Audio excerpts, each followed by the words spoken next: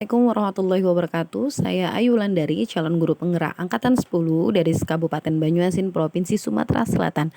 Hari ini saya akan menampilkan video aksi nyata modul 1.4 tentang budaya positif.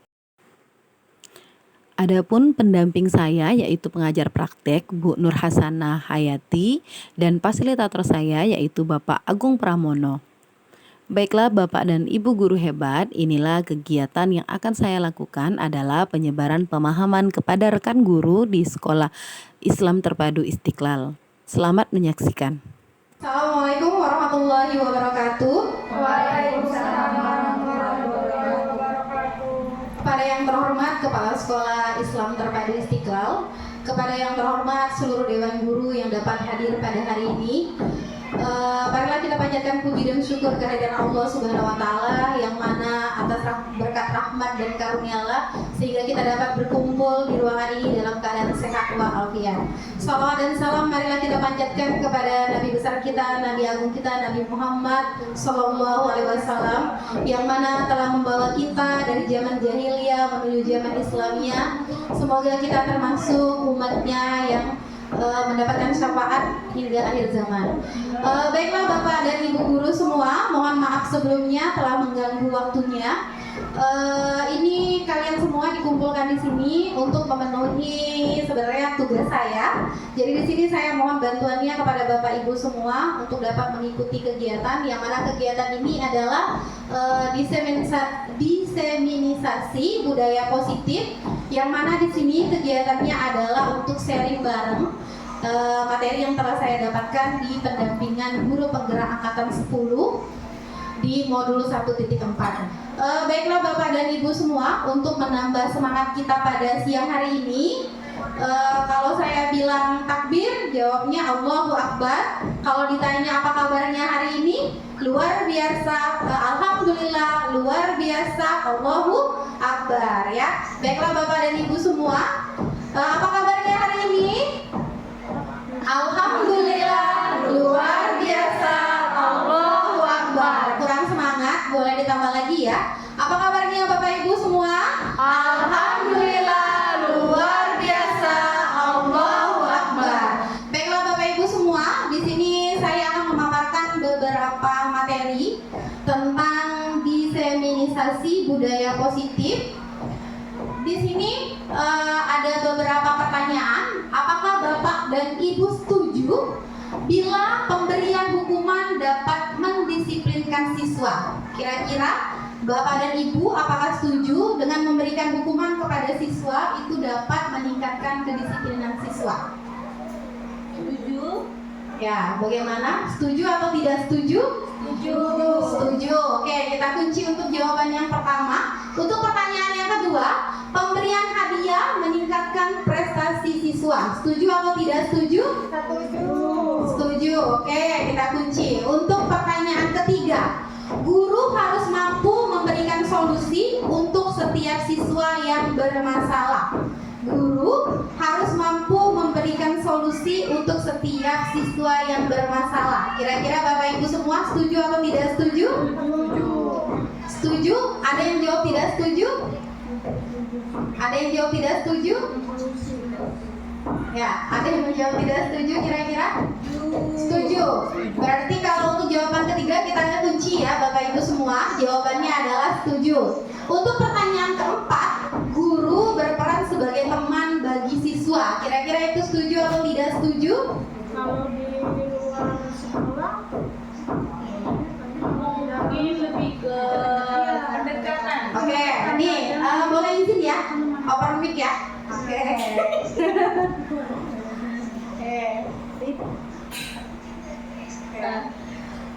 Di sini guru berperan sebagai teman bagi siswa. Kalau saya pribadi itu kalau dari pendekatan mungkin boleh gitu kan, karena kadang anak itu kalau apalagi kalau dalam sistem pembinaan itu lebih ke teman.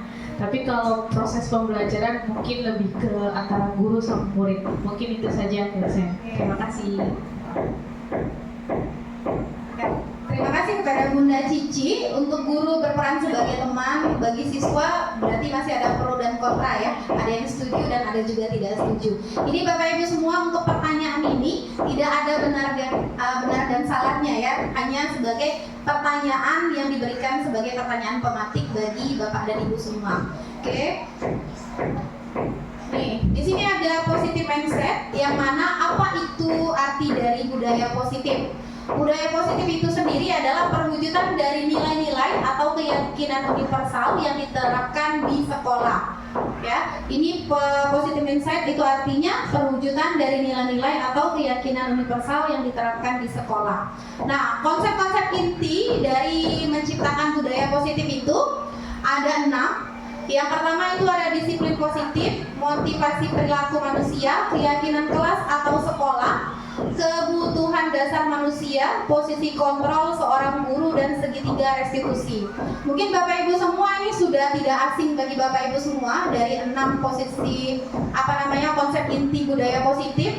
Kira-kira dari 6 konsep inti budaya positif ini yang kira-kira baru didengar atau baru dilihat atau baru tahu, dari 6 ini ada yang asing bagi Bapak Ibu guru semuanya? Dari disiplin positif mungkin selama ini sudah pernah dilakukan. Terus motivasi perilaku manusia, ada kira-kira dari 6 ini yang asing bagi kita kira-kira? Atau semuanya sudah tahu tentang ke-6 ini? Segitiga restitusi.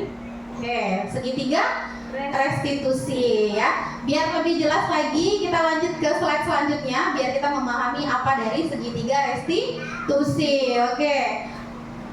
Nih, sekarang di sini ada pertanyaan ya. Slide-nya ini warnanya hitam ya Bapak Ibu ya. Nanti saya bacakan.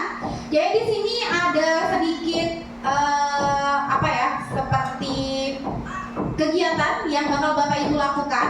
Jadi di sini Anda dan teman Anda akan melakukan kegiatan cobalah buka. Jadi Bapak Ibu semua genggam tangannya, hanya satu tangan yang digenggam, bukan dua-duanya ya. Cari pasangannya masing-masing. Ya, di sini tugasnya adalah menggepalkan tangan, salah satu dari tangannya. Terus coba Anda bayangkan yang ada di dalam tangan kalian itu adalah benda yang paling berharga bagi Anda. Ya, dan satu temannya itu berusaha untuk membuka genggaman tangan.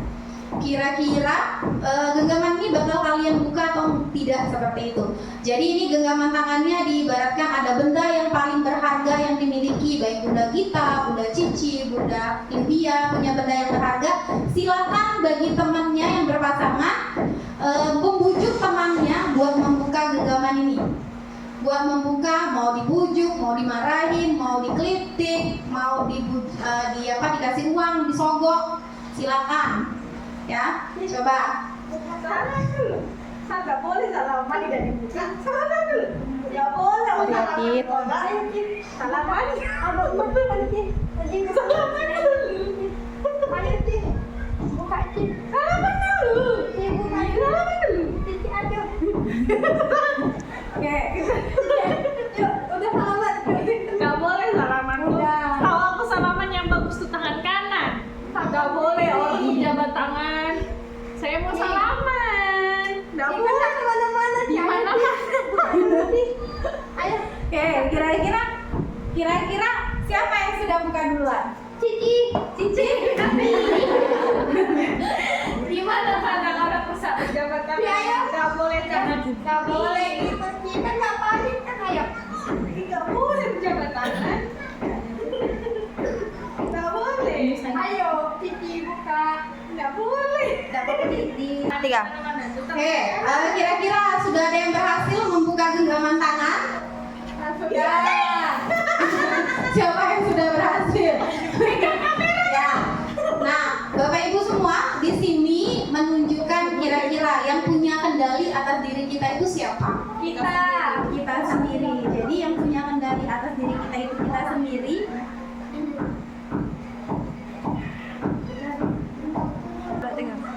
Oke.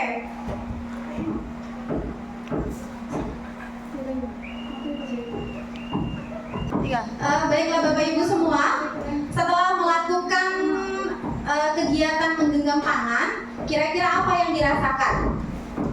Yang mempertahankan itu diri kita sendiri atau orang lain yang dapat mempengaruhi kita? Diri kita sendiri. Nah, diri kita sendiri. Nah, itulah sebabnya Bapak Ibu semua di sini kita akan belajar untuk menjalankan prinsip bagaimana cara mendekatkan diri pada peserta didik kita atau murid kita. Oke lah Bapak Ibu semua, di sini ada pergeseran paradigma teori kontrol dari Dr. William Glasser, yang mana dia menjelaskan ilusi guru mengontrol murid, ilusi bahwa semua penguatan positif, efektif, dan bermanfaat. Yang kedua, ilusi bahwa kritik dan membuat orang merasa bersalah dapat menguatkan karakter. Yang ketiga, ilusi bahwa orang dewasa memiliki hak untuk memaksa. Jadi ini ada pergeseran paradigma dari teori kontrol Dr. William Glasser ya Bapak Ibu semua. Lanjut, di sini ada bagaimana seorang bisa berubah dari paradigma stimulus respon kepada pendekatan teori kontrol. Di sini ada Stephen menjelaskan bila kita ingin membuat kemajuan secara perlahan, sedikit-sedikit ubahlah sikap atau perilaku Anda. Namun bila kita ingin memperbaiki cara-cara utama kita, maka kita perlu mengubah kerangka acuan kita. Ubahlah bagaimana Anda melihat dunia, bagaimana Anda berpikir tentang manusia. Ubahlah paradigma Anda, skema pemahaman dan penjelasan aspek-aspek tertentu tentang realitas. Jadi kalau menurut paradigma stimulus respon kepada pendekatan teori kontrol ini menjelaskan kalau kita ingin mengubah seseorang, ubahlah dari kita terlebih dahulu. Ya Bapak Ibu semua, di sini ada bagaimana seseorang bisa berubah paradigma stimulus respon. Di sini ada yang pertama stimulus respon. Realita atau kebutuhan kita sama, sedangkan teori kontrol menjelaskan bahwa realita dan kebutuhan kita itu berbeda. Tidak semua orang memiliki kebutuhan yang sama. Di stimulus respon menjelaskan semua orang melihat hal yang sama. Tapi teori kontrol menjelaskan bahwa setiap orang itu memiliki gambaran yang berbeda. Ketika saya memiliki keinginan atau keinginan seperti ini, belum tentu saya punya keinginan yang sama dengan Bapak Ibu semua. Jadi setiap orang itu memiliki gambaran untuk perilaku yang berbeda, tidak mungkin sama ya. Stimulus respon yang ketiga menjelaskan kita mencoba mengubah agar orang berpandang sama dengan kita. Sedangkan teori kontrol menjelaskan bahwa kita berusaha memahami pandangan orang lain tentang dunia. Jadi kita tidak boleh memaksa pandangan kita sendiri terhadap orang lain. Sedangkan perilaku buruk yang dilihat sebagai suatu kesalahan, di teori kontrol mengajarkan kita untuk yang namanya kesalahan itu memiliki tujuan. Ya, tidak menghakimi setiap orang yang memiliki kesalahan. Karena setiap orang yang mempunyai kesalahan itu dia pasti memiliki tujuan tertentu. Terus orang lain bisa mengontrol saya kalau menurut stimulus respon. Tapi menurut teori kontrol hanya saya yang bisa mengontrol diri saya sendiri. Ya, ketika kita lagi marah, ketika kita lagi senang, itu yang mengontrol kita, diri kita atau orang lain? Ya Bapak Ibu, kira-kira yang mengontrol kita diri kita atau orang lain? Diri kita sendiri. Yang selanjutnya, pemaksaan ada pada saat bujukan gagal. Kita membujuk anak ketika ada paksaan yang kita paksakan tapi itu gagal. Tapi di teori kontrol menjelaskan kolaborasi dan konsensus menciptakan pilihan-pilihan baru. Terus di stimulus respon, model berpikir itu menang kalah, tapi di teori kontrol menjelaskan di situ adalah model berpikir menang-menang. Tidak ada yang kalah, tapi semuanya menang. Yang mana menjelaskan semuanya adalah benar-benar ya, seperti itu. Nah, Bapak Ibu semua, di sini ada disiplin positif. Disiplin positif merupakan salah satu cara penerapan disiplin yang bertujuan untuk menumbuhkan kesadaran serta memberdayakan anak untuk melakukan sesuatu tanpa sogokan, ancaman maupun hukuman. Ya, itu namanya disiplin positif. Nah, nilai-nilai kebajikan universal, mungkin Bapak Ibu semua sudah paham tentang universal, nilai-nilai kebajikan. Yang mana kalau di SD itu biasanya dibawakan sama wali kelasnya untuk menyanyikan lagu Profil Pelajar Pancasila. Nah, di Profil Pelajar Pancasila itu sudah terjelas ada ada yang namanya beriman dan bertakwa kepada Tuhan Yang Maha Esa. Yang kedua itu berbenika global. Yang ketiga ada bergotong royong, kreatif, terus bernalar kritis dan mandiri. Ini adalah nilai-nilai kebajikan universal yang memang harus diterapkan di profil pelajar Pancasila. Oke, motivasi perilaku manusia. Motivasi perilaku manusia yang pertama itu menghindari ketidaknyamanan atau hukuman, mendapat imbalan atau penghargaan. Yang ketiga, menghargai diri dan menjadi orang yang mereka inginkan. Coba, di sini kira-kira Bapak dan Ibu semua, dari motivasi perilaku ini ada 3 motivasi perilaku. Yang mana yang menjadi yang sering kita alamin sebagai motivasi dalam diri kita sebagai manusia? Kira-kira Bapak Ibu semua dari 3 ini, jujur ya, yang ini tidak ada menang kalah atau salah. Kira-kira yang mana yang masih ada di dalam diri kita? Kira-kira motivasi perilaku diri kita yang sering kita lakukan? Menghindari ketidaknyamanan atau hukuman. Oke, menghindari ketidaknyamanan atau hukuman. Berarti ini motivasi perilaku ketika kita menghindari ketidaknyamanan hukuman, berarti itu motivasinya berarti berasal dari eksternal, dari luar, bukan berarti dari diri kita sendiri. Oke, yang lain kira-kira motivasinya 1, 2, 3? Semuanya. Aduh galau. Oke, siap. Lanjut ya. Nih, di sini ada hukuman, konsekuensi, dan restitusi. Oke, Bapak Ibu semua, di sini kita belajar 3 poin tentang hukuman, konsekuensi, dan restitusi. Ketika hukuman, di sini ada identitas gagal dan identitas sukses. Kalau identitas gagal itu di hukuman. Hukuman itu adalah sesuatu yang menyakitkan, sedangkan konsekuensi sesuatu yang harus terjadi. Dan restitusi merupakan pilihan. Jadi di sini kita belajar tentang hukuman, konsekuensi, dan restitusi. Boleh Bapak dan Ibu semua lihat.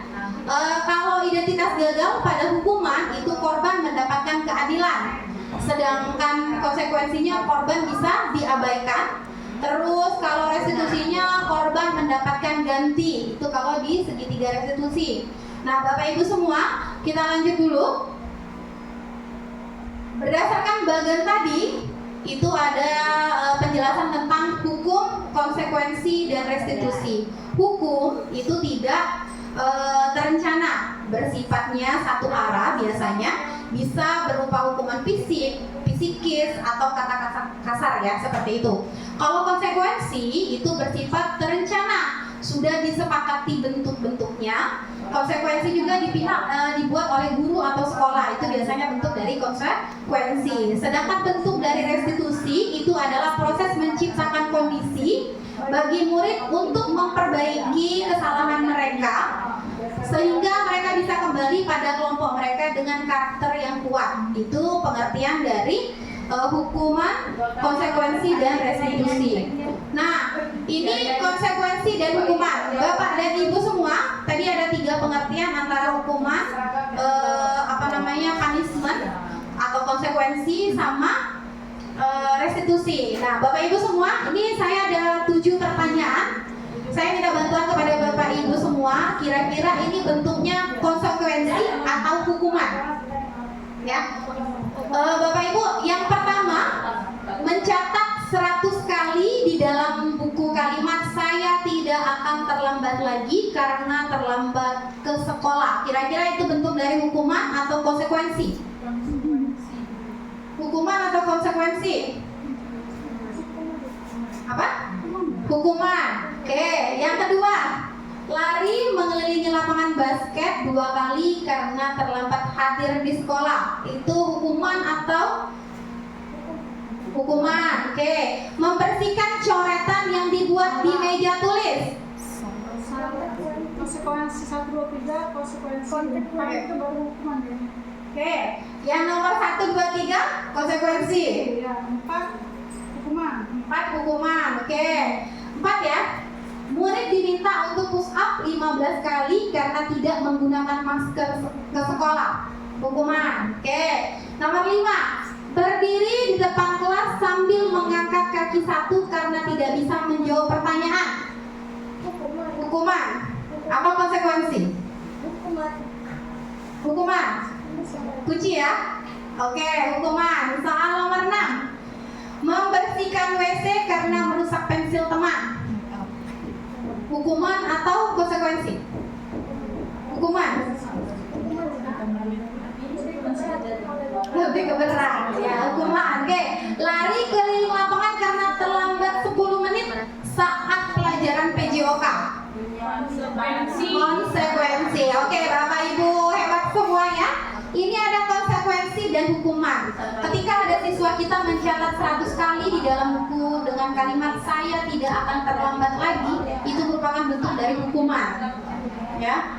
Karena di sini ketika anak mengerjakan sesuatu itu dengan terpaksa tanpa ada kesepakatan antara kedua belah pihak, itu disebut dengan hukuman. Ya, ketika kita memberikan misalnya nih ada salah satu siswa kita yang datang terlambat, kita hukum untuk membaca. Kira-kira dia nyaman nggak disuruh membaca? Tidak. Sebelumnya juga kita belum ada kesepakatan. Terus yang namanya hukuman tadi itu pengertiannya bertindak secara spontan tanpa ada perencanaan. Sedangkan konsekuensi nih tadi membersihkan coretan yang dibuat di meja tulis. Nah itu konsekuensi karena kegiatan yang dilakukannya sendiri. Nah agar dia dapat bertanggung jawab. Oke, biar kita lebih paham lagi, kita lanjut ya. Oke. Nah, nih dihukum oleh penghargaan.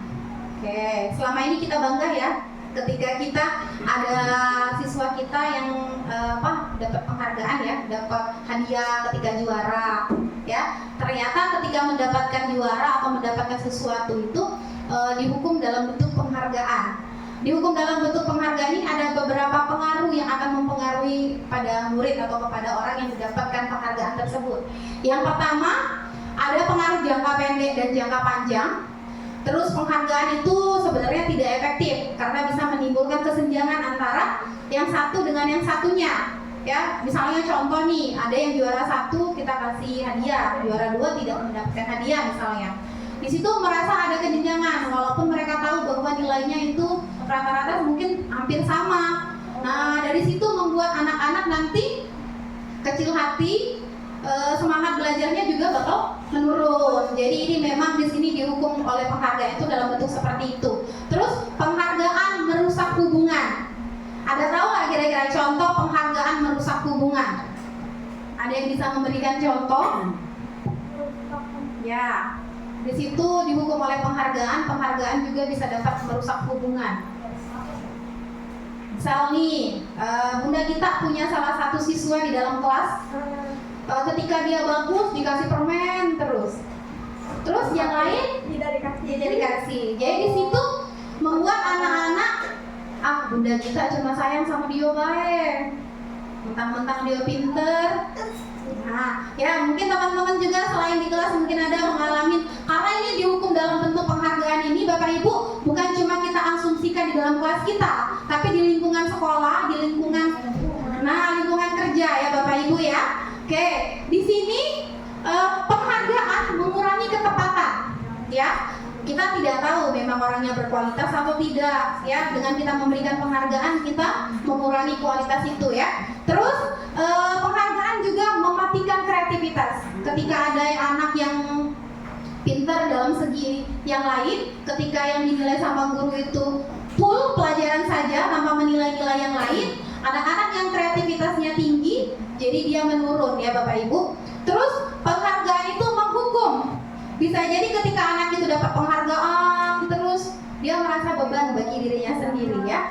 Terus motivasi di dalam dirinya itu intrinsik, yang mana motivasinya itu bukan dari dalam diri. Karena dihukum oleh penghargaan itu biasanya motivasinya karena hadiah, karena pujian.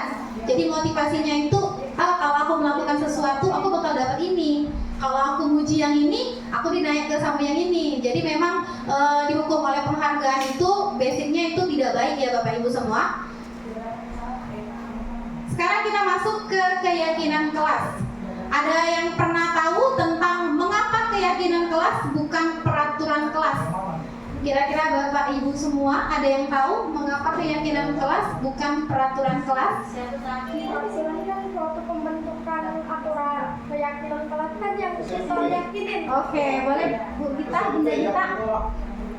Nah, kalau di sini, kalau menurut pendapat kita, keyakinan kelas itu keyakinan yang emang dari anaknya kepengennya apa yang tekat bulat. Tapi kalau suatu bentuk peraturan kelas itu suatu aturan yang bakal kita lakuin terus. Misalkan contoh dalam kelas itu nggak boleh buang sampah sembarangan gitu. Mungkin cukup gitu aja. Oke, siap. Ada yang bisa masih lagi, Bunda Cici? Oke. Oke. Mengapa keyakinan kelas bukan peraturan kelas? Kalau keyakinan kelas itu ditentukan, dibuat atas kesepakatan antara guru dengan siswa. Kalau peraturan itu bisa jadi karena keputusan satu pihak. Oke, ucap kasih tepuk tangan dulu ya buat bunda-bunda yang hebat. Oke, benar ya Bapak Ibu semua ya. Keyakinan kelas itu adalah kesepakatan yang telah disepakati antara guru dan siswa atau anak ya, atau murid kita. Sedangkan peraturan kelas itu adalah peraturan yang biasanya dibuat oleh kelas sendiri ya, peraturan yang dibuat oleh gurunya. Nah, Bapak Ibu semua, keyakinan kelas ini juga berpengaruh dengan keyakinan sekolah. Jadi biasanya kita buat peraturan sekolah, ada juga peraturan kelas. Biasanya peraturan sekolah itu dibuat oleh bagian kepala sekolah atau staf-stafnya seperti itu. Tapi di sini kita akan mengubah yang namanya peraturan sekolah atau peraturan kelas itu diubah menjadi yang namanya keyakinan kelas. Yang mana keyakinan kelas itu melibatkan semua yang ada di dalam suatu instansi itu, baik dia itu bagian guru, tata usaha, kebersihan. Jadi memang untuk membuat yang namanya keyakinan kelas melibatkan semua yang ada di dalam lingkungan sekolah, seperti itu Bapak Ibu ya. Oke, mengapa kita memiliki peraturan tentang menggunakan helm pada saat mengendarai kendaraan roda 2? Kira-kira kenapa? Yo, ada yang suka tidak pakai helm? Karena peraturan. Karena peraturan. Tapi, oke, Bunda, karena keselamatan, oke, ya. Oke, mengapa kita memiliki peraturan tentang menggunakan helm pada saat mengendarai kendaraan roda 2 atau motor? Tadi ada yang jawab. Karena keselamatan. Keselamatan, peraturan. Kira-kira alasan yang lebih logis, karena banyak ini dari kita pengendara motor ketika lampu merah sepi, wah terobos. Iya. Memakai helm Ketika tidak hukuman deh. memakai helm karena takut dengan hukuman. Kenapa seperti itu? Karena kesepakatan yang dibuat oleh Bapak Polisi tidak mengajak warga. Ya, jadi semua orang takut dapat hukuman ya, karena peraturan itu takut dihukum, bukan takut keselamatan. Tapi ketika kita mengetahui bahwa keselamatan itu penting, kita menyadari menggunakan helm itu demi keselamatan, itu berarti kemauan itu dari dalam diri kita sendiri. Sedangkan kita kalau kita pakai helm takut kena tilang polisi, takut kayak direkam sama yang namanya CCTV. Nah, itu berarti motivasi yang ada di dalam diri kita itu bukan berpengaruh dari diri kita sendiri, tapi melalui dari peraturan atau dari orang lain ya. Nah, yang sekarang mau kita ubah pada murid kita itu adalah motivasi yang berasal dari mereka sendiri, seperti itu Bapak Ibu ya. Oke, mengapa kita memiliki peraturan tentang menggunakan masker dan mencuci tangan setiap saat waktu di zaman Covid? Ya, karena sama Bunda takut kena Covid, takut dirawat, takut lihat orang-orang pakai baju putih, ya. Karena itu juga termasuk dalam bentuk peraturan, ya, bukan kesepakatan. Semua orang tidak suka dalam bentuk peraturan, ya, termasuk saya juga tidak suka kalau hidupnya diatur-atur. Tapi kalau dalam bentuknya keyakinan atau konsekuensi yang memang harus kita jalani, oke, fine, seperti itu ya. Oke, keyakinan kelas dibuat berdasarkan kesepakatan antara guru dan siswa seperti yang dikatakan oleh Bunda Cici tadi. Terus sedangkan peraturan itu biasanya dibuat oleh guru, bersifatnya satu arah.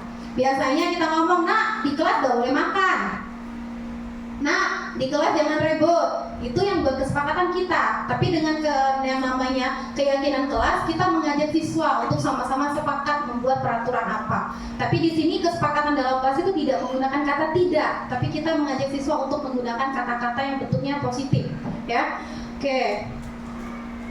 Prosedur pembentukan keyakinan kelas. Ini slide-nya agak ini ya Bapak Ibu ya, tapi saya bacakan ya.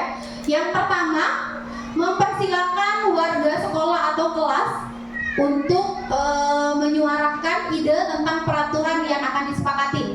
Jadi ini Bapak Ibu semua, kalau memang Bapak Ibu semua belum sempat buat kesepakatan kelas, ya nanti siapa tahu nanti pas tahun ajaran baru bisa menerapkan kesepakatan kelas agar kelas kita lebih baik lagi seperti itu.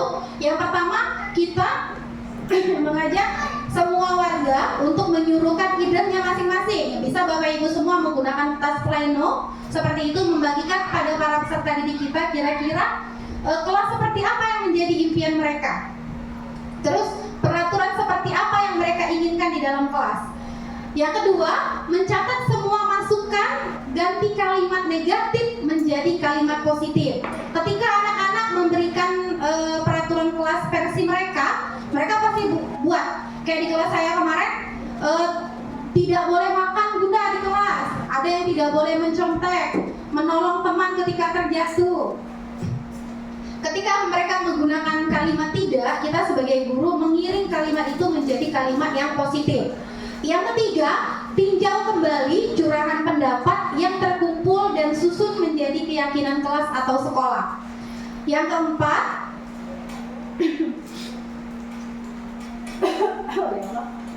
Ya Allah.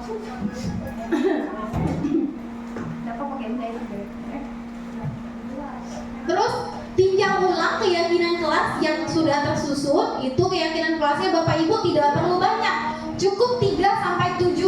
Jadi keyakinan kelas itu Bapak Ibu tidak usah disebut satu-satu, tidak boleh misalnya buang sampah pada tempatnya, makan di luar kelas, tidak usah disebut satu persatu. Nanti Bapak Ibu semua cukup meninjau kalimat positif dari kata-kata tersebut. Ketika anak makan di kelas, itu masuk kategorinya disiplin atau tidak disiplin. Jadi Bapak Ibu cukup membuat keyakinan kelasnya di dalam kelas itu disiplin. Ketika anak menjalankan piket, berarti bertanggung jawab. Jadi tidak perlu dituliskan dalam bentuknya apa, tapi kita menggunakan kalimat-kalimat positif yang mengiring anak ke arah mana, seperti itu Bapak Ibu. Terus meninjau dan menyetujui dengan menandatangani keyakinan kelas dan ditempel di kelas. Setelah disetujui dan disepakati oleh guru dan siswa, kesepakatan itu bisa kita buat secantik mungkin, ya seperti ibu-ibu semua. Boleh dikasih blason ya. Tapi di sini mungkin Bapak Ibu semua untuk yang namanya keyakinan kelas mungkin kita menggunakan kertas origami atau ditempel di dinding. Tapi sebelum ditempel itu kita bisa buat kesepakatan sama anak dengan membubuhkan tanda tangan mereka di situ. Kalau memang anak-anak Bapak Ibu semua belum bisa menggunakan tanda tangannya sendiri, boleh menggunakan cap jempol. Ya, mungkin di TK ya seperti itu kayak Bunda Ida. Mungkin kelasnya kelas anak ya masih kecil, saya belum bisa tanda tangan, atau di kelas 1 bisa menggunakan cap jempol dengan menggunakan warna-warna seperti itu. Jadi ketika anak-anak sudah memberikan tanda di situ, berarti mereka menyepakatin apa yang mereka buat sendiri, seperti itu ya. Oke, lanjut. Kita masuk ke kebutuhan dasar manusia.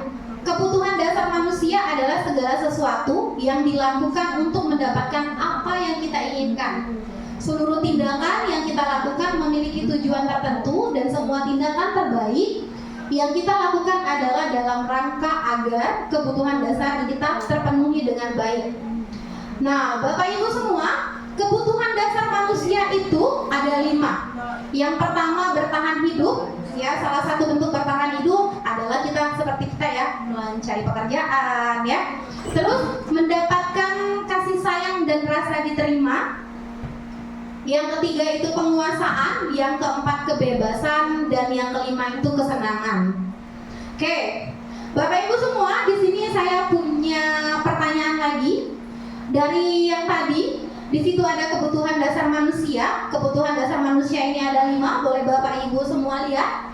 Ada bertahan hidup, kasih sayang, penguasaan, kebebasan, dan kesenangan. Oke, dari 5 kebutuhan dasar ini, saya ada pertanyaan. Aku senang main kejar-kejaran dengan ibu guru. Kira-kira itu termasuk dalam kebutuhan dasar yang mana? Kesenangan. Ibu kejar aku karena ibu guru sayang aku. Kira-kira itu masuk ke kategori kebutuhan manusia yang mana? Kasih sayang.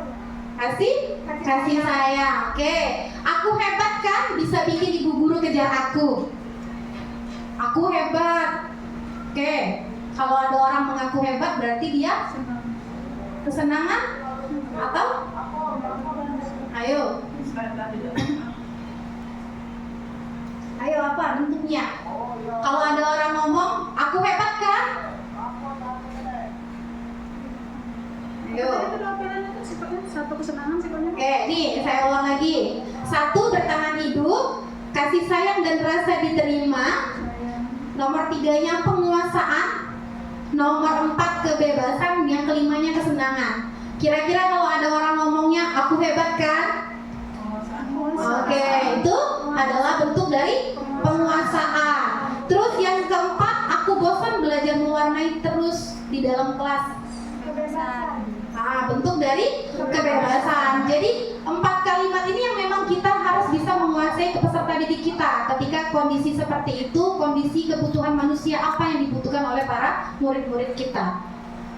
Nih, dunia berkualitas. Dunia berkualitas adalah tempat khusus dalam pikiran Anda, tempat Anda menyimpan gambar representasi dari semua yang Anda inginkan. Bisa berisi orang-orang, hal-hal apa saja yang terbaik dalam hidup Anda dan membuat Anda merasa bahagia dan terpenuhi kebutuhan dasar Anda. Jadi ini adalah dunia berkualitas pada diri kita sendiri, itu semuanya ada ya. Salah satu bentuk dunia berkualitas itu yang pertama, siapakah orang yang paling penting dalam hidup Anda? Dunia berkualitas ini secara tidak langsung ada di mindset dan pikiran kita masing-masing. Ya, ketika kita ditanya siapakah orang yang paling penting dalam hidup Anda? Kira-kira saya mau ke siapa nih yang mau tanya ya? Orang yang paling penting di hidup Anda? Saya. Oke. Untuk saat ini dan seterusnya itu adalah suami saya. Suami saya. Oke, yang kedua, nilai-nilai kebajikan apa yang terpenting dalam hidup Anda? Oke, nilai-nilai kebajikan. Tadi ada dalam profil pelajar Pancasila.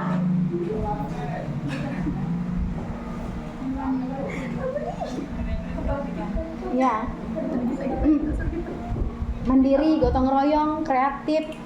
Oke, nilai-nilai kebajikan yang ada pada diri. Nilai-nilai kebajikan dalam hidup tuh ialah yang namanya bisa dalam untuk kita membuat tenang pada orang tua dengan cara kita memberi apa yang kita usahakan dari kemarin-kemarin gitu, sekadar untuk kita menyenangkan hati orang tua gitu. Oke, siap. Thank you.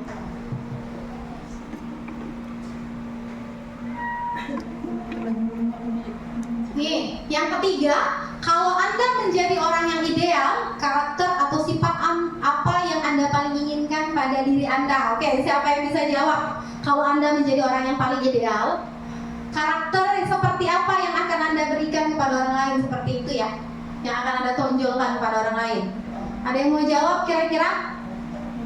Ya, ini dunia berkualitas nih Bapak Ibu sebenarnya sudah ada di benak kita. Ketika kita ngomong, oh aku bakal jadi orang yang ideal. Ketika aku ideal, aku udah mau kayak dia. Aku nanti pengennya kalau dia datang nolong aku bakal nolong wong karena aku pernah tahu rasanya kayak itu. Nah, jadi ini dunia berkualitas ini Bapak Ibu sebenarnya sudah ada yang menjadi pemikiran kita di dalam diri kita, ya. Kalau tidak ada yang mau jawab yang soal nomor 3, kita lanjut ke soal nomor 4. Apa pencapaian Anda yang Anda sangat banggakan? Apa pekerjaan ideal bagi Anda? Ada yang mau jawab? Oke, Bunda Dewi sudah ketawa. Kita suruh Bunda Dewi kayaknya jawab. Oke. Assalamualaikum warahmatullahi wabarakatuh. Waalaikumsalam warahmatullahi wabarakatuh. Pencapaian yang saat ini saya banggakan mungkin jadi B3K, dibanggakan bagi orang tua, mungkin keluarga dan orang-orang yang sayang sama saya. Pekerjaan ideal untuk saat ini mungkin memang cocoknya jadi guru PJOK karena memang sesuai basic dan sesuai kemampuan saya mungkin sama hobi juga. hobi saya memang di lapangan hobinya. Sudah karakter. Sudah mendarah daging kalau di lapangan main dengan bola. Oke, siap. Ya, Ada terima yang kasih. mau nambahin? Ada yang punya lagi jawaban kira-kira? Perjalanan hidup? Kita mau? Kalau tidak kita mau lanjut ke pertanyaan kelima. Oke, pertanyaan kelima. Ceritakan bagian perjalanan Anda di mana Anda merasa itulah titik puncak hidup Anda. Ya, ini mungkin Bapak Ibu boleh menjawab, boleh juga tidak ya. Mungkin kita punya dunia berkualitas masing-masing. Ya, sudah ada di pikiran kita masing-masing. Terus yang keenam, apa yang paling bermakna dalam hidup Anda? Ya, setiap orang memiliki kehidupan yang bermakna dalam diri masing-masing ya. Oke, Bapak Ibu semua, saya mau lanjut lagi. Kita masuk dalam 5 posisi kontrol guru. Oke, Bapak Ibu semua, di sini ada 5 posisi kontrol bagi seorang guru. Ada penghukum, pembuat rasa bersalah, teman, pemantau, dan manajer. Silakan Bapak Ibu semua simpan di pikirannya masing-masing. Kira-kira kita ada di posisi kontrol yang mana sebagai guru? Ya, oke, silakan. Kira-kira kita lagi ada di posisi mana ini Bapak Ibu? Penghukumkah, pembuat rasa bersalahkah, teman, pemantau, atau manajer? Oke, sudah disimpan? Sudah disimpan? Oke, kalau sudah disimpan, saya akan menunjukkan salah satu video tentang 5 posisi kontrol.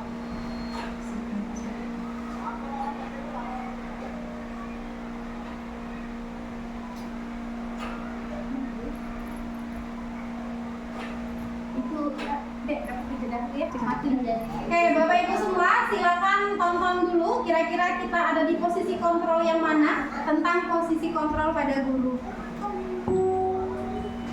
Salam bahagia Ibu dan Bapak guru hebat. Dalam penerapan disiplin positif restitusi, salah satu program yang dikembangkan adalah 5 posisi kontrol. 5 posisi kontrol dalam restitusi adalah proses perjalanan seorang pendidik agar dapat mengenali dirinya.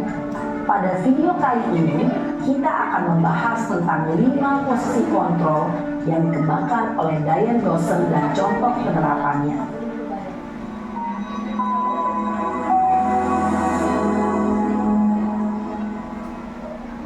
5 posisi kontrol itu adalah 1.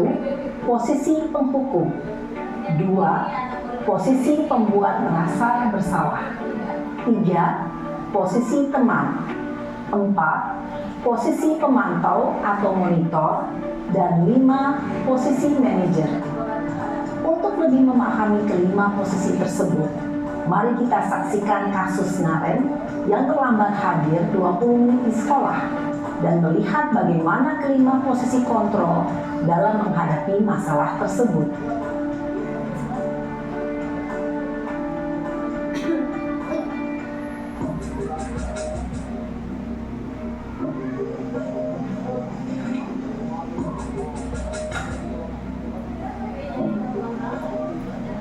Naren, sini kamu. Selamat pagi, Bu. Selalu terlambat. Kamu deh, pasti terlambat. Maaf, Bu. Saya Apa? Apa coba? Alasan kamu apa lagi? Kapan sih kamu tidak terlambat? Malas sekali ya kamu jadi anak. saya Dasar pemalas. Gak kapok-kapok sih kamu. Sudah berapa kali terlambat? Sana, kamu keliling lapangan basket 2 kali. kenapa saya harus ke lapangan basket, Bu? Kenapa? Kamu melawan ibu? Berani-beraninya jawab. Sudah terlambat, masih berani jawab pula. Sekarang, keliling lapangan basket 5 kali sekalian. Biar kapok. Cepat, pergi sana ke lapangan basket. Posisi penghukum biasanya berbicara dengan nada tinggi, menghardik, menunjuk-nunjuk, menyakiti, dan menyindir. Hukuman bisa berupa fisik maupun psikis. Ibu dan bapak guru hebat, dampak yang terjadi pada murid ketika guru berada pada posisi penghukum adalah murid cenderung akan memberontak, bahkan menyimpan dendam.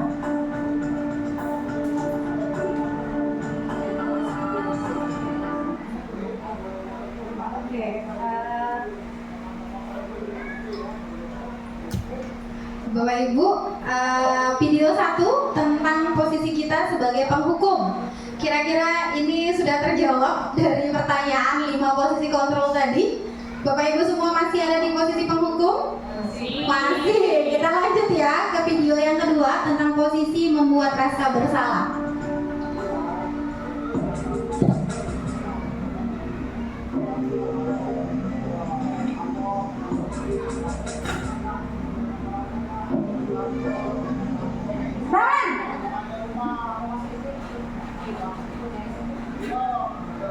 Selamat pagi, Bu. Naren, kamu kenapa terlambat lagi, nak? Ya Tuhan, Naren, kamu senang ya bikin ibu susah ya? Kalau kamu terlambat lagi, nanti ibu yang ditegur bapak kepala sekolah, nak. Sampai ibu tidak bisa membina kamu. Duh, gimana ini? Maaf, Bu. Duh, Gusti Naren, kamu suka ya kalau ibu ditegur bapak kepala sekolah? Terus, sekarang ibu harus tulis apa yang di buku absen? Ini kamu sudah sering terlambat loh. Ibu harus apa coba? Maaf, Bu. Maaf sekali. Ya sudah, lain kali jangan bikin ibu susah lagi ya, nak ya. Ibu tidak akan kuat lagi kalau kamu begini terus. Bisa jantungan kalau ibu tegur bapak kepala sekolah. Sana cepat ke kelas. Maaf ya, Bu. Maaf sekali. Posisi pembuat rasa bersalah berbicara dengan nada tenang, cenderung lembut. Namun kata-kata yang diutarakan membuat murid merasa menjadi orang yang gagal, memandang buruk dirinya sendiri, merasa tidak berharga, dan tidak sanggup membahagiakan orang lain. Ketika guru mengambil posisi pembuat rasa bersalah, murid akan menganggap dirinya yang bersalah dan ia akan menyimpan emosi negatif tersebut di dalam dirinya. Kita lanjut ya ke posisi sebagai teman. Mungkin Bapak Ibu semua memposisikan diri sebagai teman. Kita lihat adegannya.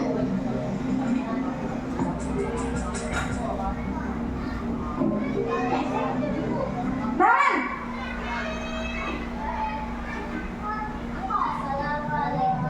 Selamat pagi, Bu.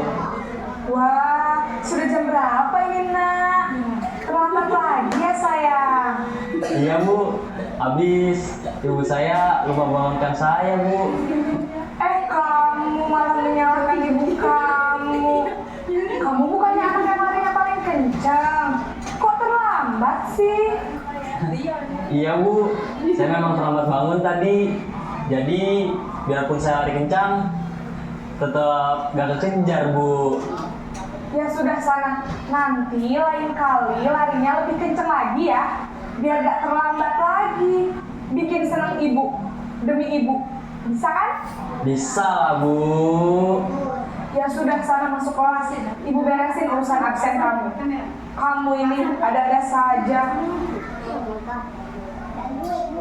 Dalam posisi teman, guru berbicara dengan nada suara ramah, akrab, cenderung bersenda gurau untuk menjaga suasana tetap santai. Murid akan merasa senang, aman, dan akrab dengan guru.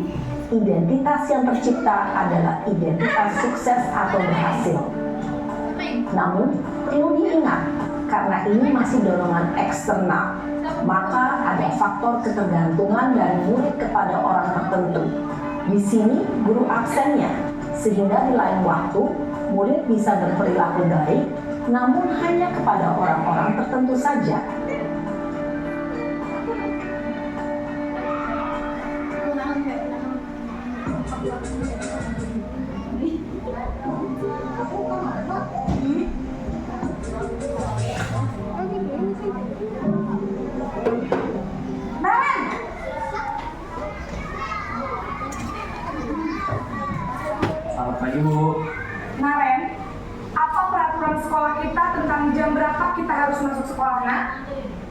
Kita harus di sekolah jam 7, Bu. Iya betul, sekarang sudah jam 7.20. Naren sudah tahu konsekuensinya jika terlambat hadir. Paham, Bu. Saya harus tinggal kelas pas jam istirahat selama 20 menit. Ya benar, konsekuensinya demikian. Jadi nanti jam 9.30 pas istirahat, kamu harus tinggal di kelas, kerjakan tugas tambahan untuk ketertinggalan kamu, ya? Baik, Bu. Posisi pemantau mengandalkan penghitungan atau data untuk mengontrol murid. Guru mengarahkan murid berdasarkan peraturan dan konsekuensi. Seorang pemantau menunjukkan bahasa tubuh dan ekspresi wajah yang datar dan cenderung formal.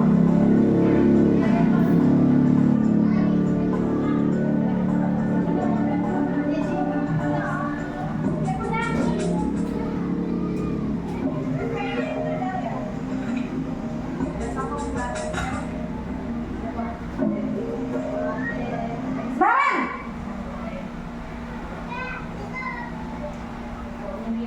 Selamat pagi, Bu. Selamat pagi, Naren. Maaf, Bu. Saya terlambat. Iya, sekolah masuknya jam 7, sekarang sudah jam 7.20. Jadi sekarang bagaimana ini, Naren? Maaf, Bu. Saya lupa setel alarm saya semalam. Baiklah, menurut kamu, keyakinan sekolah yang mana yang perlu kamu tingkatkan? Menghargai diri sendiri dan orang lain mungkin ya, Bu. Setuju. Jadi, apakah Naren meyakini prinsip saling menghormati tersebut? Iya, Bu. Saya meyakininya. Apakah Naren bersedia memperbaiki masalah keterlambatan ini? Bersedia, Bu. Bagaimana kamu akan perbaiki masalah keterlambatan ini? Saya akan coba untuk tidak lupa menyetel alarm saya, Bu. Baik, kalau Naren lupa menyetel alarm di rumah, ada orang yang kira-kira bisa bantu mengingatkan tidak? Ada, Bu. Kakak saya, Kak Emma. Ada lagi selain Kak Emma? Selain Kak Emma, ada ibu saya. Baik, jadi yang mengingatkan Naren adalah Kak Emma dan ibu kamu ya? Kira-kira akan mulai setel alarm kapan nih, Naren? Setelah pulang sekolah, akan segera saya lakukan. Baik, jadi Naren akan setel alarm untuk bangun besok pagi dan akan diingatkan oleh kakak dan ibunda Naren ya. Ada lagi yang mungkin perlu dilakukan, Naren? Agar tidak terlambat bangun lagi.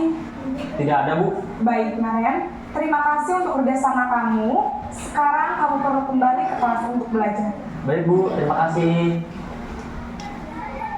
Posisi manajer adalah posisi kontrol yang disarankan untuk membimbing murid memiliki sikap disiplin yang positif, yaitu murid yang mandiri, bertanggung jawab, dan dapat memecahkan masalah. Tujuan dari posisi ini adalah agar murid dapat berefleksi atas tindakannya. Guru akan dengan tulus memberikan pertanyaan-pertanyaan bermakna, sehingga membuat murid dapat belajar dari kesalahannya dan mencari sebuah solusi untuk menyelesaikannya. Ibu dan Bapak guru hebat, setelah mengamati adegan kelima posisi kontrol tadi, kira-kira posisi mana yang paling ideal? Posisi mana yang dapat menunjang motivasi intrinsik murid? Ya, tentu posisi manajer. Posisi ini memang posisi ideal yang ingin dituju setiap pendidik. Pada posisi inilah, guru dapat menerapkan disiplin positif yang berpihak pada murid, yang memerdekakan murid. Perjalanan seorang pendidik tentunya tidak mudah untuk sampai pada posisi seorang manajer. Namun, tujuan kita pasti, yaitu menciptakan murid-murid yang mandiri, merdeka, dan bertanggung jawab. Semoga penggambaran 5 posisi kontrol yang telah diperlihatkan ini dapat menjadi ajang refleksi bagi kita semua, agar dapat terus mengasah dan menerapkan disiplin positif yang memerdekakan murid. Mari terus berlatih dan bersemangat. Selamat menerapkan. Salam dan bahagia Ibu dan Bapak guru hebat.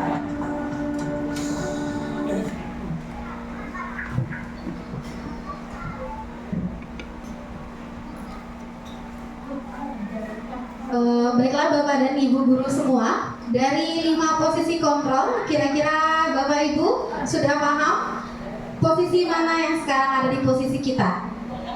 Ya, apakah kita masih ada di posisi penghukum, pembuat rasa bersalah, ataukah di posisi pemantau, teman, apakah sudah di manajer? Memang sulit Bapak Ibu semua untuk menempatkan diri sebagai manajer karena kita memang manusia biasa yang punya tahapan. Saya juga mengakui bahwa saya juga belum menempatkan diri sebagai manajer di situ. Saya masih menempatkan diri sebagai teman dan pemantau. Kadang juga masih menempatkan diri sebagai penghukum ya Bapak Ibu semua. Mungkin Bapak Ibu semua masih ada seperti saya juga ya. Oke Bapak Ibu semua, untuk posisi penghukum dari video yang telah kita lihat tadi, itu ada yang pertama posisi menghukum, itu tujuannya itu biasanya menghardik, terus menunjuk-nunjuk. Biasanya tangannya dipinggang sambil marah-marah ya seperti itu. Terus biasanya membentak. Nah, ketika kita menghukum itu suaranya itu lebih meninggi ya Bapak Ibu semua. Ada dampak yang terjadi ketika kita melakukan penghukuman. Yang pertama itu hukum fisik atau verbal, anak menjadi pendendam. Jadi biasanya itu guru yang seperti itu akan diciren-cirenin sama siswanya ya. Hati-hati, pelajaran siapa, seperti itu ya. Terus yang kedua, tidak menyukai pelajarannya. Ya, mungkin Bunda Dewi walaupun posisi penghukum, anak-anak tetap suka karena olahraga ya. Kalau guru matematika atau guru fisika, aduh, kalau suka menghukum biasanya anak-anak lebih tidak tertarik untuk mengikuti pembelajarannya. Terus kalau pembuat rasa bersalah itu suaranya biasanya lembut namun menyalahkan siswa. Tadi kita sudah lihat video tentang Naren. Aduh Naren, nanti ibu dimarahin sama bapak kepala sekolah. Jadi itu membuat rasa bersalah kepada anak, yang mana guru menyatakan kesalahan pada siswa dan guru itu sebagai orang yang paling menderita pada kasus itu ya Bapak Ibu semua. Dampaknya itu adalah membuat siswa merasa bersalah, rendah diri, dan dia akan menarik diri dari lingkungannya. Terus ketika kita memposisikan diri sebagai teman, itu biasanya guru bersikap lebih ramah ya, bisa panggil sayang, apalagi kita ke siswa-siswa SD ya. Terus cenderung bersanda gurau, biasanya sambil penesan ya kalau bahasa Palembangnya ngomong. Terus menghangatkan suasana dengan menarik diri seperti itu. Terus dampaknya apa yang akan terjadi pada siswa? Murid tergantung pada satu guru. Mungkin di salah satu teman-teman semua ada yang mengalami kejadian seperti ini, yang mana siswanya itu akan lebih tertarik dengan satu guru, akan menyayangi lebih hanya pada satu guru. Ketika guru itu tidak masuk, ketika guru itu tidak ada, biasanya anak itu males-malesan ya, tidak mau masuk karena tidak ada bundanya, tidak ada ini itu, yang kalau kita memposisikan diri kita sebagai teman. Terus membuat siswa tidak mandiri. Biasanya siswa kalau kita menempatkan diri sebagai teman, dia biasanya ada papola, kan ada bunda itu juga. Ada papola, aku bakal dibela juga sama bunda itu. Jadi membuat anak itu tidak mandiri. Sedangkan di posisi pemantau ini biasanya nada bicara dan ekspresinya itu datar. Identitasnya itu berhasil ya Bapak Ibu. Kalau kita di posisi pemantau ini identitasnya berhasil. Pemantau itu juga tetap dapat memantau saat siswanya diberikan sanksi atau diberikan hukuman, kita bisa melihat siswanya. Terus dampaknya yang akan terjadi kepada anak itu biasanya anaknya menghitung hadiah atau hukuman yang akan diberikan oleh gurunya, melihat nilai dari kemajuan. Terus tidak sepenuhnya anak-anak akan mandiri ketika kita menempatkan diri kita sebagai pemantau. Nah, tempat yang paling ideal itu adalah manajer. Biasanya manajer ini suaranya netral, tercipta identitas positif atau berhasil, dan selanjutnya mengajukan pertanyaan yang bermakna yang mengiring anak untuk melakukan tindakan positif bagi dirinya sendiri. Dampaknya membantu siswa dapat memecahkan masalahnya tanpa kita bimbing. Terus murid mandiri pada pemecahan masalah sendiri. Nah, Bapak Ibu semua, di sini ada materi terakhir tentang segitiga restitusi. Yang mana segitiga restitusi ini tindakan dari manajer tadi. Bagaimana kita menerapkan segitiga restitusi kepada anak untuk memposisikan diri kita sebagai manajer. Yang pertama yang kita lakukan adalah menstabilkan identitas. Yang kedua itu adalah memvalidasi kebutuhan. Yang ketiga menanyakan keyakinan. Oke Bapak Ibu semua, di sini ada segitiga restitusi. Menstabilkan identitas di sini dengan menggunakan kata-kata seperti ini. Setiap orang pasti pernah melakukan kesalahan, ya. Jadi misalnya ketika ada anak kita yang telat, kita menggunakan kata "Enggak apa-apa telat, Bunda juga pernah telat." Ya, jadi kita menstabilkan identitas agar siswa kita itu tidak takut ya Bapak Ibu semua. Kamu bukan satu-satunya yang pernah melakukan kesalahan ini. Itu adalah menggunakan kalimat untuk menstabilkan identitas pada murid kita. Terus yang kedua, validasi kebutuhan. Adakah cara lebih efektif untuk mendapatkan apa yang kamu butuhkan? Jadi ketika ada anak kita yang telat, kita tanya, kira-kira kalau tidak telat bagaimana caranya? Jadi kita memang di situ memvalidasi kebutuhan yang diperlukan oleh anak kita. Jadi ketika dia bilang, "Oh Bunda, aku tidak telat karena aku harus bangun pagi." Oh, jadi kebutuhan anak ini bangun pagi. Kalau butuh bangun pagi, kira-kira siapa yang bisa bangunin? Kayak itu. Nah, jadi ini menggunakan kata-kata memvalidasi kebutuhan apa yang dibutuhkan oleh murid kita.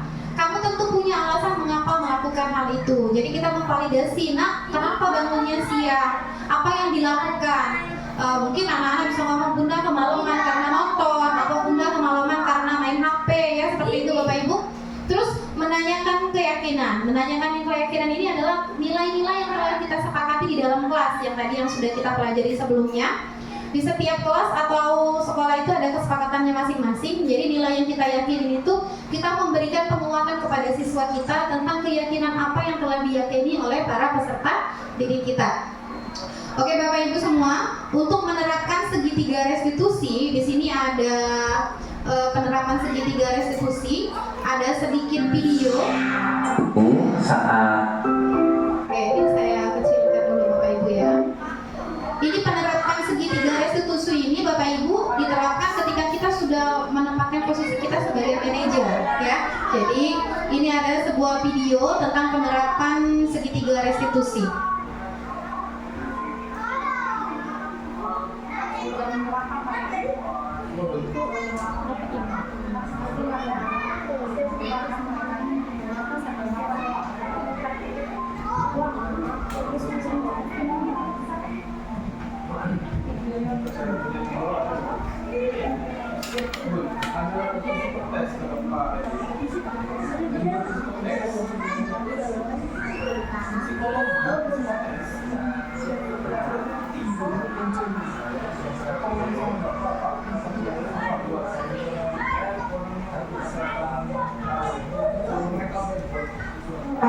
Nggak tahu ya.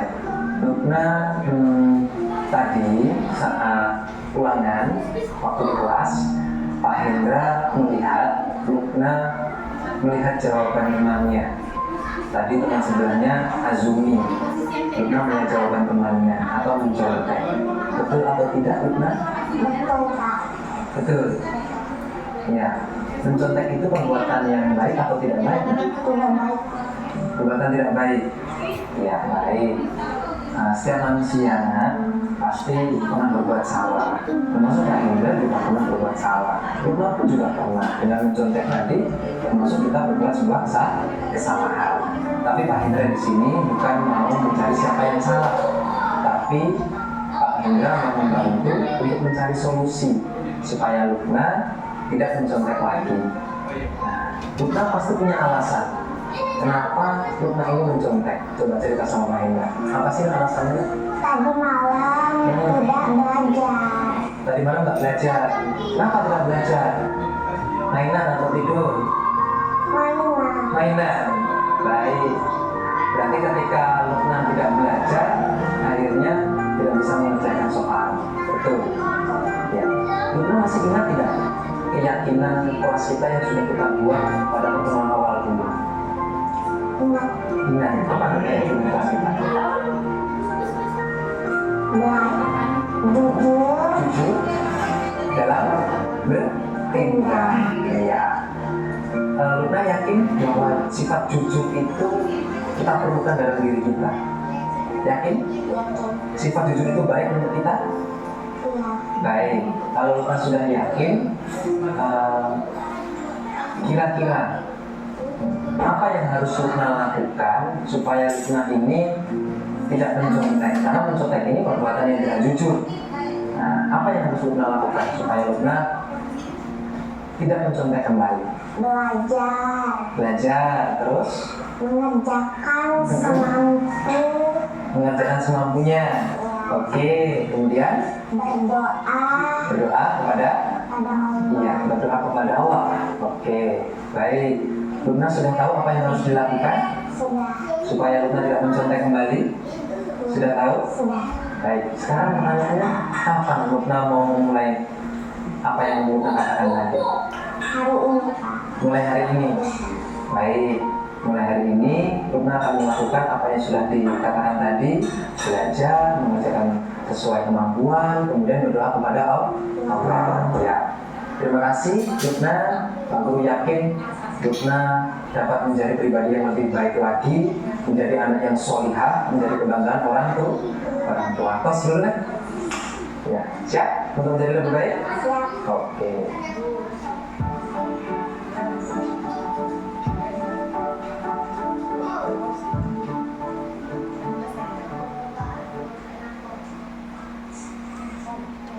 Bapak Ibu semua, tadi skenario yang pertama itu ada Lubna yang mencontek, yang dilakukan sama Pak Hendra itu adalah melakukan segitiga restitusi. Dan ini ada skenario kasus kedua yang mana Hasti adalah siswa yang sering datang terlambat ke sekolah. Dia selalu tergesa-gesa yang menyebabkan Hasbi tidak bisa hadir tepat waktu. Sebagai guru harus menyelesaikan masalah tersebut dengan baik menggunakan tahap segitiga restitusi. Baiklah Bapak Ibu semua, ini video tentang skenario penerapan segitiga restitusi yang mungkin dapat Bapak Ibu terapkan di kegiatan kita. Baiklah Bapak Ibu, saya putarkan dulu tentang penerapan segitiga restitusi.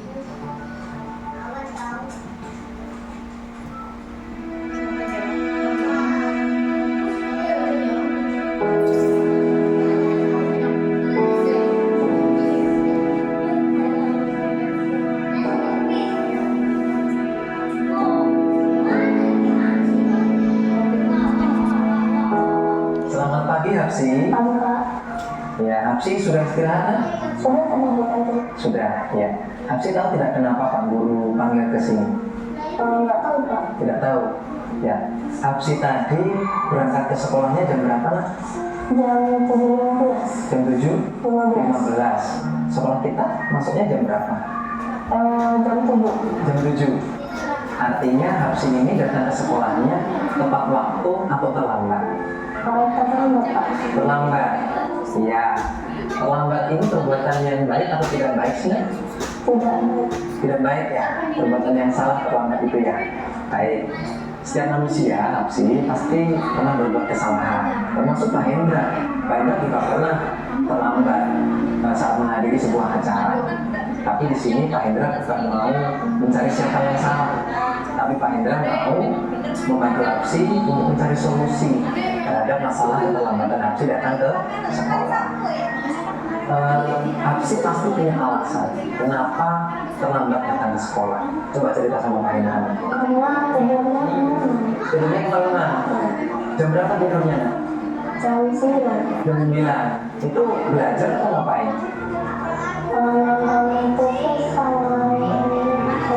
Nonton TV sama main handphone. Akhirnya karena tidurnya kemalaman, bangunnya kesiangan. Betul. Baik, Hapsi masih ingat dengan kesepakatan kelas atau keyakinan kelas yang sudah kita buat pada pertemuan lalu?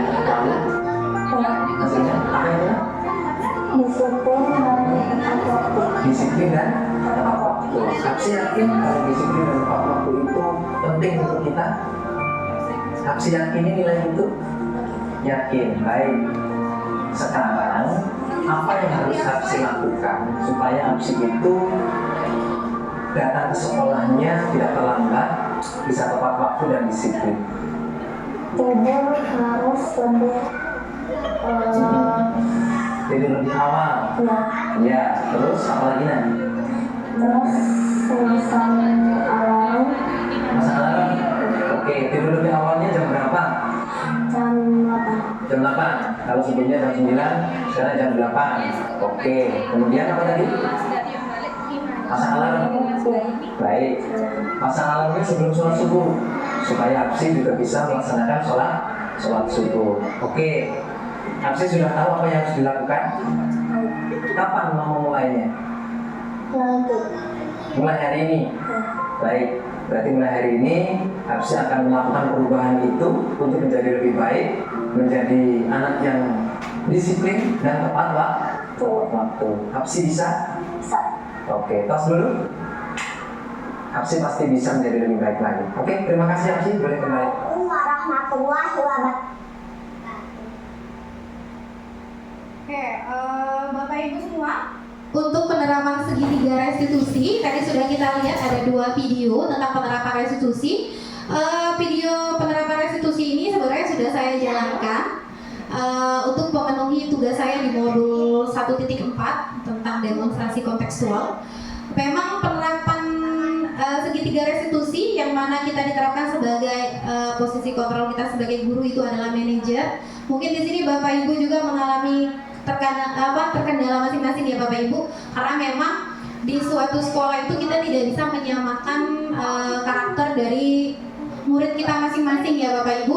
Tapi ini adalah cara kita bagaimana menempatkan diri kita sebagai sesempurnanya guru ya. Mungkin untuk sekarang posisi kita di penghukum atau di pemantau atau di teman, cuma kita berlahan untuk menempatkan posisi kita di tempat manajer ya. Mungkin juga Bapak Ibu semua, Bapak Ibu mungkin ada sebagian yang sudah menerapkan untuk segitiga restitusi. Mungkin selama ini tidak tahu, oh ternyata ini bentuknya adalah bentuk dari segitiga restitusi. Mungkin dengan pemaparan materi yang telah saya berikan, mungkin Bapak Ibu juga dapat memahami bentuk dari segitiga restitusi itu apa, kesepakatan kelas itu apa, 5 posisi kontrol itu seperti apa. Jadi Bapak Ibu semua, sampai di sini dulu materi yang dapat saya sampaikan untuk memenuhi tugas saya di modul 1.4 tentang budaya positif.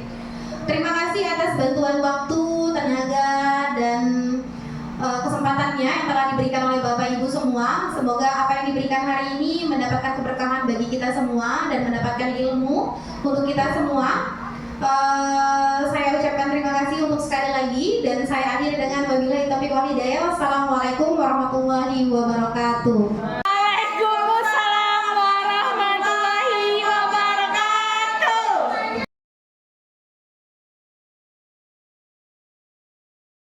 Assalamualaikum warahmatullahi wabarakatuh.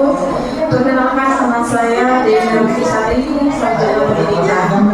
Saya sebagai guru PJOK atau guru pendidikan jasmani olahraga kesehatan di SDIT Istiqlal. Terima kasih atas waktunya dan terima kasih kepada Bunda Ayu Wulandari pemaparannya tentang posisi kontrol guru. Posisi kontrol guru yang saya dapat ada 5, ada penghukum, pembuat rasa bersalah, teman, pemantau, dan manajer. Dalam hal ini mungkin saya sendiri masih sebagai penghukum, teman, atau pemantau, belum menjadi manajer atau pembuat rasa bersalah, karena pemahaman saya belum sampai di situ. Tapi setelah adanya pemaparan dari Bunda Ayu, saya sedikit memahami tentang 5 posisi kontrol guru tadi. Hanya itu. Terima kasih. Wassalamualaikum warahmatullahi wabarakatuh. Assalamualaikum warahmatullahi wabarakatuh. Saya Ayu Nisa, balik kelas 2B. Baiklah, hari ini saya mengikuti pemaparan dari Bunda Ayu yang membahas tentang budaya positif. Dari pemaparan Bunda Ayu, saya mengambil kesimpulan yaitu tentang perbedaan antara